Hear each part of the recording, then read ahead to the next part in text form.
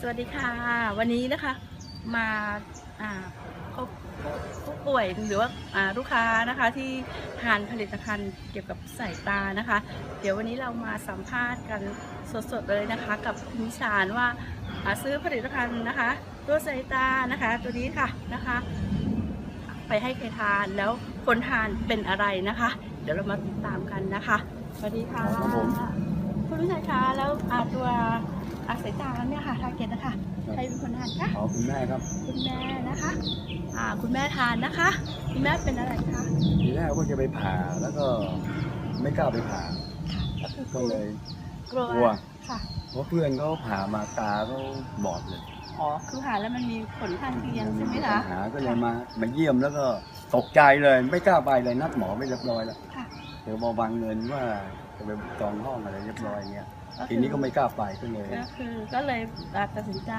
นะคะมาสั่งผลิตภัณฑ์เกี่ยวกับสายตาให้คุณแม่ทานนะคะคุณแม่อายุเท่าไหร่คะ94แล้วครับ94โอ้โหแต่การขึ้นมาก็ดีขึ้นนะดีขึ้นใช่ไหมคะเห็นว่าตามองเห็นดู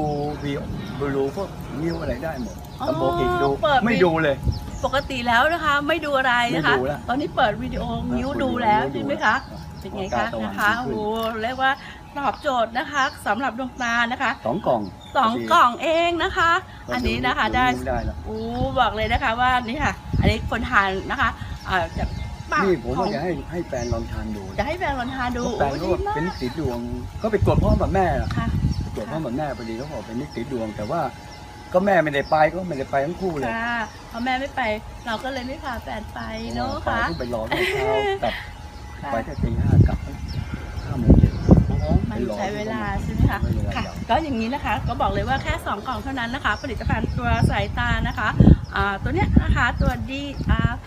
ทาร์เก็ตนะคะขอโทษค่ะทาร์เก็ตนะคะตัวนี้นะคะลองเลยค่ะนะคะอันนี้ผู้ทานนะคะคือคุณแม่วัย